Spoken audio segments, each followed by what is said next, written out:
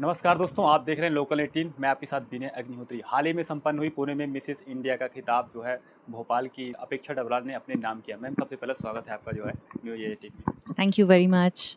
कैसी ये जर्नी रही आपकी जो है मिसेस इंडिया के बारे में, इसके बारे में कुछ बताएंगे आप?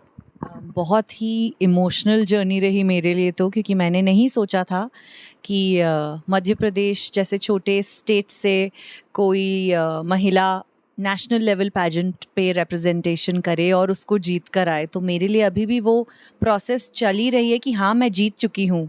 अभी तक ये एहसास नहीं हो पा रहा है कि बहुत बड़ा कुछ मैं जीत कर आई हूँ, बट हाँ, अभी जब इंटरव्यूज़ चल रहे हैं तो समझ में आ रहा है कि मध्य प्रदेश के लिए काफ़ी नाम लेकर आई हूँ। आप जो है एमबीए की पढ़ाई की, आपने साइकोलॉजी की पढ़ाई की, आप जो कई इंटरनेशनल एयरलाइंस में आप जो है एयर होस्टेस भी रह चुकी हैं। तो कैसे आप जो है इस लाइन पे आप जो है एयर होस्टेस से आप जो है मॉडलिंग में, इसके बारे में कुछ बताएंगी? बहुत क्लोज कनेक्शन होता है हॉस्पिटैलिटी इंडस्ट्री का। हॉस्पिटैलिटी इंडस्ट्री मतलब जहां आप कस्टमर्स के सामने अपने आप को प्रेजेंट करते हो। तो 11 साल मैंने फ़्लाई किया और उसमें मैंने यही सीखा कि किसी को कैसे दुखी नहीं करना है, किसी को कैसे अकोमोडेटिव बनाना है। क्योंकि हमारे साथ एक ऐसा व्यक्ति भी आता था जो पहली बार एयरक्राफ्ट में बैठ रहा है, और प्राइम मिनिस्टर्स भी आते थे जो कि एयरक्राफ्ट में आते थे। तो हमें उन दोनों को ही राजा की तरह फ़ील कराना होता था। तो ये चीज़ें मैंने वहीं से सीखी, और कहीं न कहीं पैजेंट्री में मुझे ये इंटरपर्सनल स्किल्स जिसे हम कहते हैं, इसने मेरा बहुत साथ दिया। और जितने भी हमारे पार्टिसिपेंट्स थे वहाँ, अराउंड 50 पार्टिसिपेंट्स आए थे ऑल ओवर इंडिया से। सबके साथ मेरी बहुत अच्छी बॉन्डिंग बनी। मुझे कहीं पे भी ऐसा नहीं लगा कि हम पार्टिसिपेंट्स हैं या एक दूसरे से कम्पीट कर रहे हैं। मैम, जो आपने जो ये कंपटीशन में आपने जो आपने खिताब उठाया, अपने नाम किया, इसमें 50 से ज़्यादा कॉम्पिटिटर थे यहाँ पर। क्या क्या थी आपकी उस समय उम्मीद, और कैसे आप वो उसमें आप उस मुकाम तक पहुँची, इसके बारे में कुछ बताएंगे? जी, देखिए, इससे पहले मैं मिसेज़ मध्य प्रदेश 2022 जीत चुकी थी। तो मुझे इतना तो पता था कि पेजेंट्री में होता क्या है। और मेरी ट्रेनिंग फ़रा अनवर के अंडर हुई थी, जो कि अब यहाँ मिसेज़ मध्य प्रदेश कराती हैं। One of the greatest coveted and transparent platforms, जो कि मध्य प्रदेश में लास्ट ईयर से ही इंट्रोड्यूस हुआ है, और अब वो मिसेज़ सेंट्रल इंडिया भी करा रही हैं। क्योंकि उनका ये विज़न है कि इस एरिया से जो महिलाएँ हैं, सेंट्रल इंडिया से, उनको एक बहुत बड़ा प्लेटफ़ॉर्म वो देना चाहती हैं कि वो आगे फ्यूचर में अपनी प्रतिभाओं को आगे ला सकें और मध्य प्रदेश का नेतृत्व नेशनल और इंटरनेशनल लेवल्स पे कर सकें। तो मेरी यहाँ ट्रेनिंग काफ़ी हो गई थी। फिर अब मुझे नेशनल लेवल पे जाना था, तो ट्रेनिंग और ज़्यादा बढ़ानी पड़ी, अपने आप को और बेहतर करना पड़ा इन टर्म्स ऑफ टॉकिंग, बातचीत आपकी कैसी होनी चाहिए, आपका चलना फिरना कैसा होना चाहिए, क्योंकि अब आपको लोग जानने लगे हैं। तो कुछ भी ऐसा नहीं कहना या बोलना है जिससे कि एक गलत मैसेज पहुँचे। तो ये सारी चीज़ें 6-7 महीने में मैंने धीरे-धीरे डेवलप की, लर्न करने की कोशिश की, और आज उसका फल मुझे मिल गया। आपने महिलाओं की बात की, जो महिला इस फील्ड में आना चाहती हैं, आप तो एक आइडियल हो चुकी हैं पूरे एमपी के लिए। तो क्या टिप्स देना चाहती हैं आप उनके लिए, क्या संदेश देना चाहती हैं, कैसे वो इस फील्ड में आएँ और अपना वर्क करें?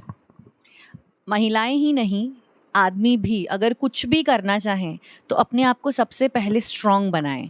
स्ट्रांग बनाने का मतलब ये बिल्कुल नहीं है कि आप अपनी बॉडी बना लें और एकदम पतले, महिलाओं के लिए एकदम पतले हो जाएं। नहीं, आप मेंटली स्ट्रांग रहिए, आप दिमागी तौर पे सबसे पहले स्ट्रांग रहिए। वो आप कैसे रह सकते हैं? जब आप अच्छी चीज़ें पढ़ेंगे, ज्ञान अर्जित करेंगे, अपनी पढ़ाई कंप्लीट करेंगे। फिर आप फिजिकली स्ट्रांग बनिए। फिजिकली स्ट्रांग मतलब मैं महिला हूँ, मैं अपनी 30s में हूँ।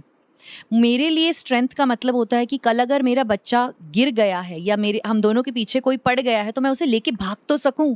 वो मेरे लिए फिटनेस है।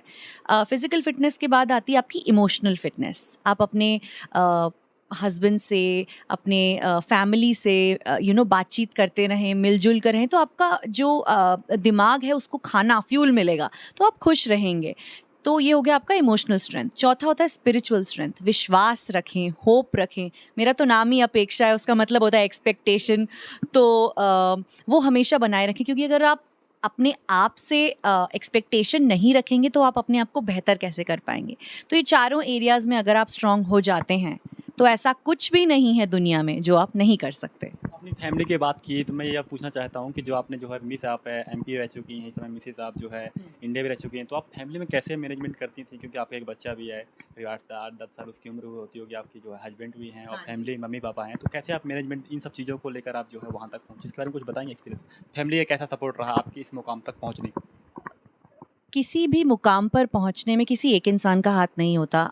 आज मेरे सर पर ताज है, लेकिन ये ताज वो सब लोगों के को रिप्रेजेंट करता है जिन्होंने मेरा सपोर्ट किया। हस्बैंड ने अपने तरीके से पूरा सपोर्ट दिया कि तुम जाओ, तुम्हें जो करना है करो, मैं मैनेज करता हूँ घर। मम्मी पापा दूसरे स्टेट से यहाँ आए कुछ महीनों के लिए, क्योंकि मेरा बेटा 10 साल का है, उसकी कुछ नीड्स हैं। शायद अगर मैं बाहर कुछ काम करने जा रही हूँ तो उसको कौन स्कूल से लेकर आएगा एंड ऑल दैट। तो हर एक फैमिली मेम्बर ने अपना अपना रोल बखूबी निभाया, इसलिए मैं मेरा रोल निभा पाई। और कलेक्टिवली हमने ये मिसेस इंडिया का जो ताज है वो जीता है, पूरी फैमिली ने मिलके। ना ही फैमिली, फ्रेंड्स, मेरे स्कूल फ्रेंड्स, वो लोग जिनके साथ मैं मध्य प्रदेश में एसोसिएटेड हूँ, हमारे पैजेंट के जो ऑर्गेनाइजर्स हैं, अंजना मैम, काल सर, फरा मैम, ये सब लोगों ने अपना अपना रोल अपनी अपनी जगह पे बहुत बखूबी निभाया है। शायद इसलिए मैं अपने आप को बहुत अच्छे से रिप्रेजेंट कर पाई और ये खिताब जीत पाई। तो आपका आगे क्या प्लान है कि आप मिसेस इंडिया हो चुकी हैं, मिस वर्ल्ड फिर मिस यूनिवर्स, इसके लिए क्या प्लान है, कुछ बताएंगी? हाँ, मिसेस इंडिया के बाद अगला जो स्टेप रहता है वो होता है इंटरनेशनल जाने का। तो मेरा भी सपना है कि मैं भारत का नेतृत्व करूं और अभी भोपाल की बेटी से भारत की बेटी बनूं और इंडिया का जो मैप है उसको ग्लोबल प्लेटफॉर्म पर लेकर आऊं और अपनी पूरी मेहनत वहां लगा दूं। लेकिन मुझे बहुत बहुत सपोर्ट की ज़रूरत पड़ेगी, जो कि मुझे अभी ऑलरेडी मिल रहा है।